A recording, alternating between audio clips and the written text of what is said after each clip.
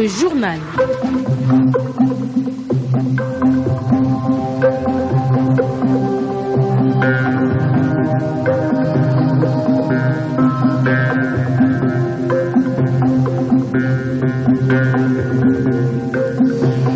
Bonsoir à tous, les titres de votre 19h30. Le gouvernement gabonais intensifie la diversification de son économie. 2 conventions pour le démarrage effectif de 5 agropoles dans les provinces de l'estuaire, du Moyen-Ogooué et de Langounié viennent d'être signées entre le ministre des Eaux et Forêts et son collègue de l'Agriculture. Les chauves-souris sont-elles responsables des épidémies transmises à l'homme ces dernières années ? Un groupe de chercheurs du Centre interdisciplinaire de recherche médicale de Franceville séjourne actuellement en Ogooué et Ivindo pour étudier et élucider la question. Et puis, investiture hier du président guinéen Alpha Condé, le premier ministre Rose Christian Soukara Ponda a représenté le président de la République Ali Bongo Ondimba aux côtés des autres chefs d'État et de gouvernement.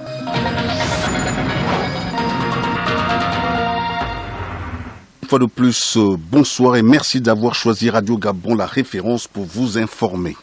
En pôle position du journal, la suite du séjour ouest-africain du Premier ministre chef du gouvernement.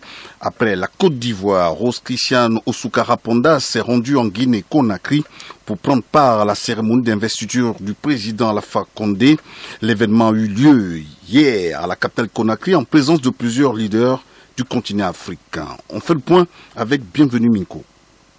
Conakry, capitale de Guinée, seconde étape du périple ouest-africain du Premier ministre chef de gouvernement. Au palais Mohamed V de Conakry, devant un parterre de chefs d'État africains et d'invités de marque, le président Alpha Condé entame officiellement un nouveau mandat à la tête de la Guinée. Alpha Condé, président de la République de Guinée. Moi, Alpha Condé, président de la République élu conformément à la Constitution, je jure devant le peuple de Guinée et sur mon honneur de respecter et de faire respecter scrupuleusement les dispositions de la Constitution, des lois et des décisions de justice, de défendre les institutions constitutionnelles, l'intégrité du territoire et l'indépendance nationale. La présence de Rose Christian Soukara Ponda à cette cérémonie d'investiture est le témoignage manifeste de l'amitié du peuple gabonais au peuple frère de Guinée.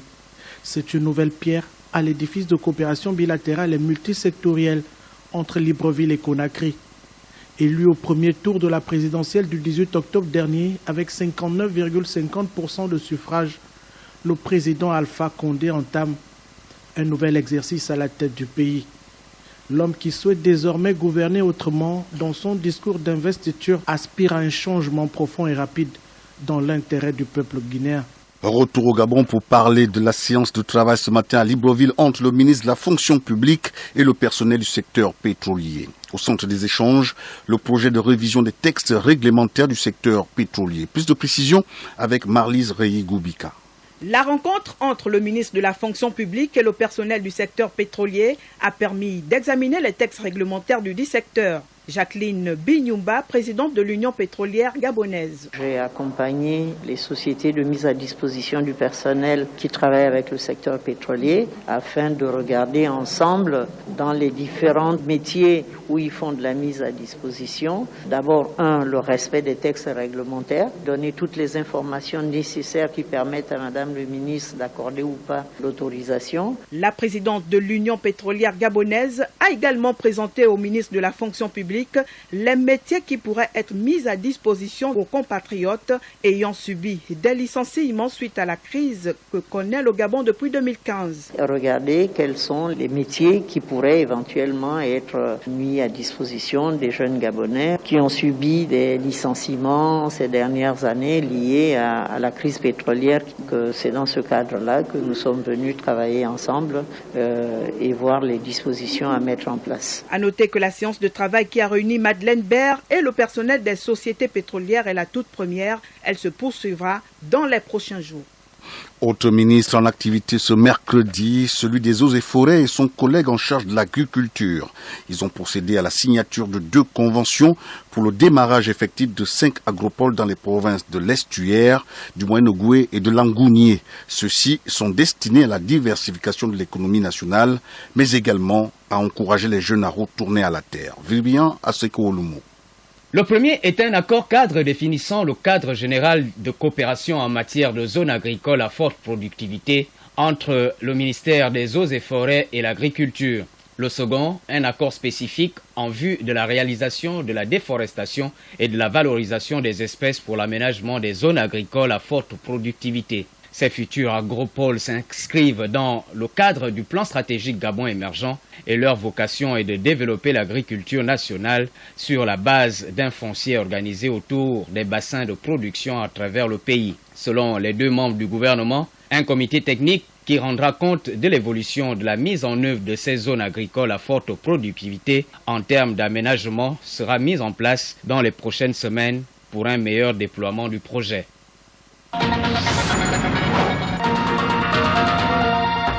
La suite du journal, on parle de santé avec les conséquences du coronavirus. Le Parlement vient d'adopter la prorogation de l'état d'urgence sanitaire, une prorogation de 45 jours pour consolider la riposte nationale contre la pandémie. Ahmed Ryan Zengi.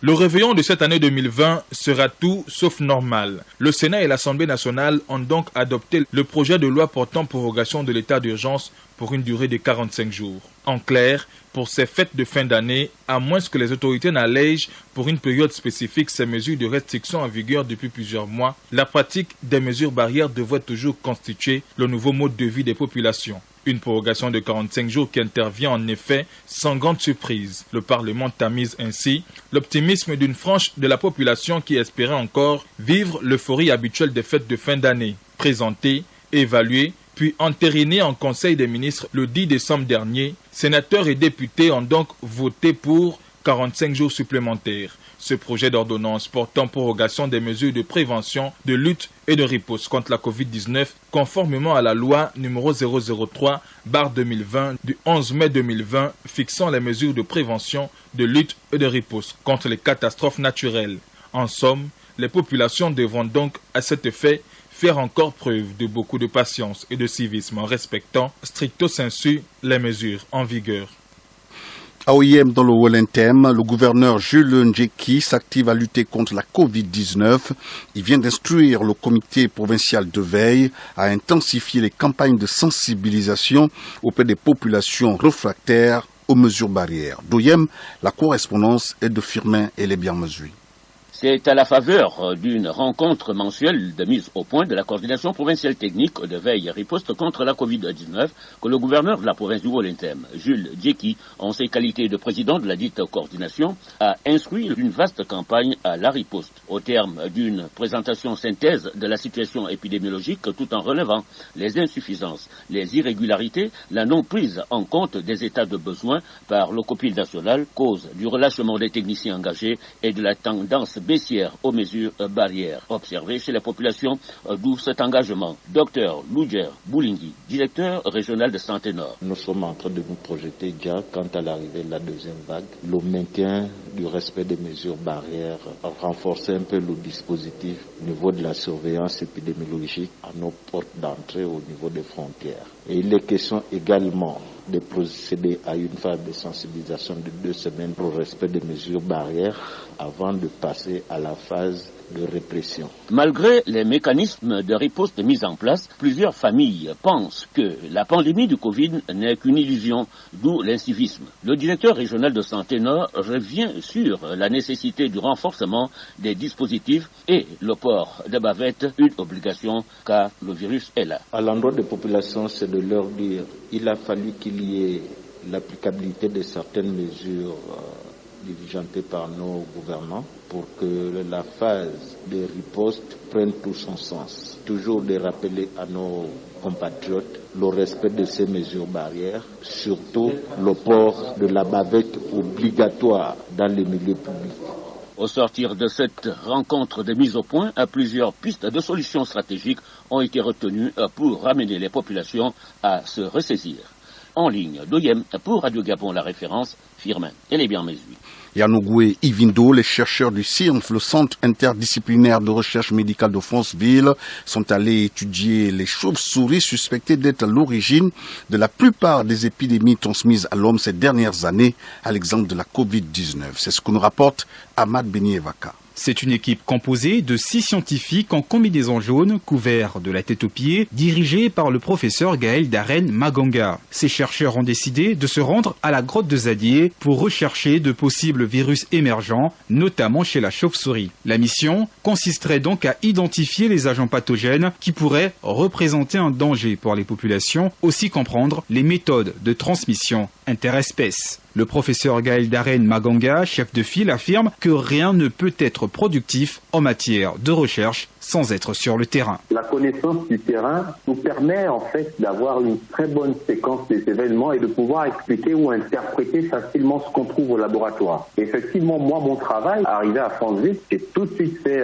des missions de capture, de collecte, de prélèvement sur les chauves-souris en pleine forêt. En même temps, il fallait revenir au labo des semaines après, analyser tout ce qu'on trouvait sur le terrain. Derrière, quand vous avez les résultats qui vont avec, c'est encore mieux. Par moments, c'était extrême parce que on se retrouvait dans des endroits où on ne voyait rien, on marchait les pieds dans l'eau ou dans l'obscurité absolue, en pleine forêt, dans des grottes. En allant faire certaines captures, on le faisait de nuit, c'était encore plus risqué. Ce chercheur du CIRMF de l'unité émergence des maladies virales a mis en évidence la présence de certain nombre de coronavirus en circulation chez les chauves-souris, dont la plupart proches du coronavirus humain. Le meilleur moyen de lutter contre une épidémie est d'identifier le plus rapidement possible l'animal réservoir pour l'isoler et couper la chaîne de transmission, précise le professeur Gaël Darren Maganga. Première édition des webinaires du secteur de la logistique et des transports. L'événement vient d'être organisé à Libreville par Gabon Logistique, le premier portail web du secteur. Il s'agissait de la première rencontre virtuelle des experts de la logistique et du transport destinée à réfléchir sur les mécanismes de redynamisation du secteur et les solutions pour le rendre plus attractif et viable. Les précisions avec Ahmed Ryan Zengi. Accompagner les décideurs publics et privés dans le but de concevoir à l'échelle nationale une politique cohérente de développement de la logistique, des transports et des infrastructures était l'un des objectifs spécifiques de cette première édition des webinaires de la logistique et des transports du Gabon. Julius Agaya, fondateur du groupe Gabon Logistique et Transport. La logistique est un levier stratégique et indispensable au développement économique, social et environnemental d'une nation. C'est dans ce contexte que s'inscrit le projet d'organiser les webinaires de la logistique et des transports du Gabon. Le contexte étant marqué par la crise sanitaire liée à la Covid-19, ces webinaires se sont voulus fédérateurs et communautaires, avec en fil conducteur une ferme volonté de travailler de concert et concomitamment avec les autorités politiques et le secteur privé. L'objectif général de ces webinaires, c'est de devenir à terme une force de proposition au plan national et international pour positionner la logistique au cœur des politiques de relance et de développement économique. Disposant d'1h30, chaque intervenant a exposé en direct sur un sujet au choix en adéquation avec le contexte actuel et les défis du secteur de la logistique et des transports. S'en est suivi par la suite une série de questions-réponses et des échanges à bâtons rompus pour éveiller l'écosystème de la logistique au Gabon, afin, in fine, de favoriser un partage de connaissances, d'expériences et de meilleures pratiques. Le Gabon nourrit l'ambition de devenir un centre logistique pour ses voisins d'Afrique centrale. Ceci peut se matérialiser et se voir par le schéma directeur national d'infrastructure, qui est le document stratégique qui fixe les grandes orientations de l'État en matière d'infrastructure dans les principaux secteurs économiques que sont l'énergie, industrie, services, tourisme, mines, agriculture, transport, habitat, santé et éducation. Notons que cette rencontre s'est achevée sur une note de satisfaction générale et d'espoir d'un lendemain meilleur pour le secteur de la logistique, des transports et des infrastructures au Gabon. Parlons à présent des voiries de Libreville et plus précisément de la route qui mène à l'école de Zayon, nouvelle cité dans le 6e arrondissement de la capitale gabonaise. Ce tronçon est dans un état de dégradation très avancé depuis quelques années sans que cela n'émeuve les autorités compétentes. Et comme toujours, ce sont les élèves et les autres usagers de la route qui en pâtissent. Le reportage est d'Edgar Kaba. En face de nous, une route boueuse, crevassée le long de plusieurs kilomètres. C'est un trajet qui conduit à l'école publique de Nzingayon Nouvelle City et vers plusieurs habitations du coin et vers d'autres zones du 6e arrondissement de la commune de Libreville qui préoccupent plus d'un en suscitant des cris d'alarme de plusieurs élèves est celui de la directrice de l'école publique de Nzingayon Nouvelle City, Priska Karim Betsamdon. Devant cet établissement, nous avons le problème de la route. Il y a un bourbier en face de l'établissement et en plein cœur de la cité. Donc du coup, lorsque les enfants viennent à l'école, ils passent par cette boue. Et c'est pas agréable. Ils quittent de chez eux propres et quand ils arrivent à l'école, ils sont tout sales. Ça fait 2 ans que je suis ici. Cette route est comme ça. Parce qu'il y a des ruelles dans Nzanyon qui sont déjà bitumées, qui sont déjà goudronnées. Et nous espérons qu'ils se souviendront de cette ruelle de Nouvelle Cité. Quand j'arrive ici tous les matins, parfois je prends du retard pour arriver à l'école. Il y a d'autres qui tombent parfois. Ils doivent arranger. C'est pas bon comme il est ça comme ça. C'est pas acceptable. Accolé à cette alerte, le coup de gueule aussi à des maires et jeunes habitants de cette partie de Nzingayon Nouvelle Cité au sujet du mauvais état de cette voie. Sont venus en disant qu'ils devaient arranger notre route, ouvrir le canal. Mais regardez comment la route est. Elle est impraticable. On ne fait pas un travail à moitié, évitez ça. Quand vous voulez la politique, vous venez prendre les jeunes pour travailler, pour faire le travail comme ça. Parce que là, c'est toute une cité qui est embêtée. C'est tout un établissement qui est embêté. Il y a des jeunes qui apprennent là. Ils sont obligés de passer dans une concession de quelqu'un. Nous sommes venus ici. La route était bien. Mais maintenant, on va venir mettre le goudron. On ne vient pas. On va venir arranger. On n'arrange pas. Ça nous embête. Nous avons plusieurs fois interpellé les autorités. On nous a fait toujours des promesses, mais depuis là, c'est resté toujours à l'état. Pour le moment, écoliers et le reste de la population caressent toujours le rêve de voir un jour cette route goudronnée. La Covid-19 ne doit pas stopper la culture. C'est le slogan de la 8e édition du festival Plateau Jeune Création Chorégraphie de Libreville. Débuté le 14 décembre dernier, l'activité se tient jusqu'au 20 du mois en cours à l'Institut français du Gabon, puis à l'espace culturel Ibengounou à Issassa. Les détails avec Issa Steve Mofan. Après 8 ans d'existence, ce festival d'expression a permis de former 340 danseurs gabonais avec la professionnalisation de 62 d'entre eux et créer 42 spectacles ayant eu des tournées à travers l'Afrique et le monde et 18 compagnies professionnelles. Aujourd'hui, ce secteur est menacé par la crise sanitaire de Covid-19. Après l'allègement de certaines restrictions, cette 8e édition a pu voir le jour grâce à l'emploi du numérique. Cette édition s'est faite de manière virtuelle et présentielle. Latif Ogoula, directeur artistique, promoteur du festival. La particularité de cette année, elle est basée sur 3 actions.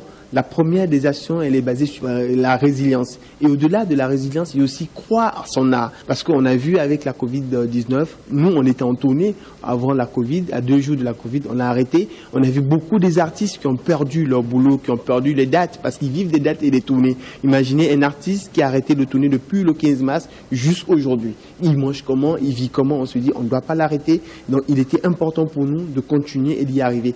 10 chorégraphes à travers le monde depuis le 14 décembre transmettent leur art à travers des ateliers depuis chez eux. Et donc on a utilisé le slogan « La Covid-19 ne doit pas stopper la culture ». On doit juste trouver les méthodes pour s'adapter, pour pouvoir avancer et surtout aux jeunes de profiter des opportunités et continuer à vivre de leur passion et de leur profession. Une 8e édition particulière. Pour la première fois, elle a eu une marraine en la personne de la chorégraphe sud-africaine Sylvia Glaser, âgée de 80 ans, ayant contribué par la danse à ôter les préjugés raciaux en période d'apartheid. Elle a œuvré pendant 50 ans à l'éducation de la jeunesse en créant une compagnie non raciale. Elle possède un centre de chorégraphie internationale en Afrique du Sud où des compagnies gabonaises ont été invitées en 2010 et 2012.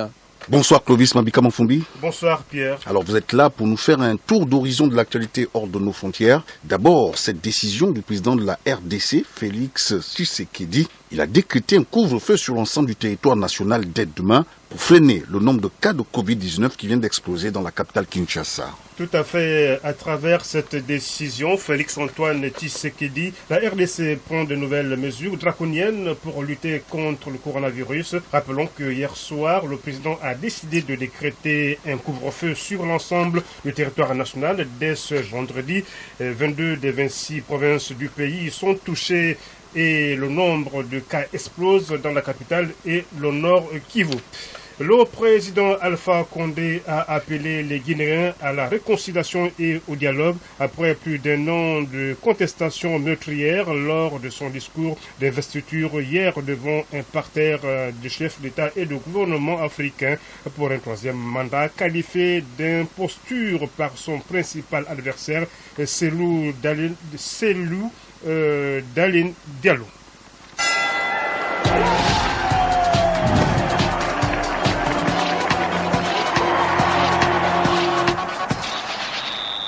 La page des sports de ce journal avec Berlek Lekopa. Bonsoir Berlek. Bonsoir Pierre, bonsoir à tous. On commence avec du karaté et ses vives tensions entre la FEGACAMA et l'association gabonaise d'arts martiaux. Oui, le président de l'association AGAM s'insurge contre la mauvaise gouvernance et l'immobilisme du président de la FEGACAMA. En cause, l'absence des compétitions depuis 4 ans, un tableau sombre de la discipline dressé par Maître Raymond Donsima qu'on écoute au micro d'Hervé David Maguena. Le karaté ne se porte pas bien, ce n'est pas un secret. Ce n'est pas un secret. En fait, ce qui se passe en ce moment, c'est que le karaté se débrouille par des initiatives privées. Ce sont les associations qui se battent, les clubs qui se battent pour faire vivre le karaté. Mais dans l'esprit fédérateur, le karaté ne fonctionne pas. Les ligues ne fonctionnent pas. Quelle est la dernière fois qu'il y a eu une coupe, un tournoi provincial? 0. En 4 ans, rien. Donc ça ne marche pas. Tout ce que vous voyez là, ce sont des initiatives privées. La Coupe du Gabon de karaté, 0. La Coupe provinciale à l'estuaire, 0. Dans le Goué maritime, 0. Dans le Goué Lolo, 0. Dans le Wellington, 0. Dans le Haut-Goué, 0. Donc, si c'est 0 partout, les résultats, c'est combien? C'est 0.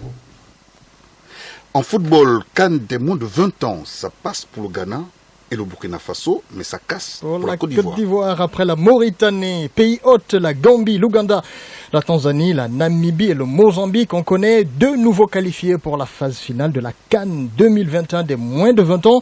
Il s'agit du Ghana et du Burkina Faso. Les 2 sélections défendront les couleurs de la zone UFOA B en Afrique de l'Ouest. Donc, après avoir validé leur billet mardi pour la finale du tournoi qui se déroule au Bénin, la phase finale de la CAN des moins de 20 ans aura lieu du 14 février au 4 mars prochain en Guinée équatoriale. Et en football toujours, le gardien camerounais Fabrice Ondoa viré de son club de KV Ostende en Belgique. Oui, il avait écœuré les adversaires des Lions indomptables lors de la CAN 2017, remporté en terre gabonaise par le Cameroun. Depuis, la carrière du jeune gardien bat de l'aile. Plus encore en sélection depuis l'émergence d'André Onana qui évolue du côté de l'Ajax d'Amsterdam. Et ça ne va pas mieux en club pour André Onana. La preuve, la dernière expérience du gardien de 24 ans vient de mal finir avec Ostende. Organisateur d'une fête clandestine à son domicile en plein confinement, le vainqueur de la CAN 2017 fait l'objet d'une procédure de licenciement de la part du club belge qui a indiqué, je cite, ne pas pouvoir tolérer un tel comportement égoïste et irresponsable. Le club belge n'a jusqu'ici pas encore eu d'infection au Covid-19 et met tout en œuvre pour que les choses restent en l'état. Le Lion indomptable n'a pas dit son dernier mot et compte bien se défendre devant les organismes compétents. Voilà, madame, monsieur, c'était l'essentiel de l'actualité de ce 19h30. À présent, le rappel des titres. Le gouvernement gabonais intensifie la diversification de son économie. 2 conventions pour le démarrage effectif de 5 agropoles dans les provinces de l'estuaire, du Moyen-Ogo et de Langounier viennent d'être signées entre le ministre des Eaux et Forêts et son collègue de l'Agriculture. La chauve-souris est-elle responsable des épidémies transmises à l'homme ces dernières années? Un groupe de chercheurs du Centre interdisciplinaire de recherche médicale de Franceville séjourne actuellement au Goué-Ivindo pour élucider la question. Et puis investiture hier du président guinéen Alpha Condé, le premier ministre Rose Christian Oussoukara Ponda a représenté le président de la République Ali Bongo Ondimba aux côtés des autres chefs d'État et de gouvernement. Point final à cette principale édition d'information de la soirée. Ulrich Elanka était à la technique, au montage Herman Osunga, à la réalisation Ahmad Ryan Nzengi. Le journal a été préparé par l'ensemble de la rédaction de Radio Gabon, La Référence. Merci de l'avoir suivi. Je suis Pierre Désiré Vélénam. Je vous dis à demain dès 19h.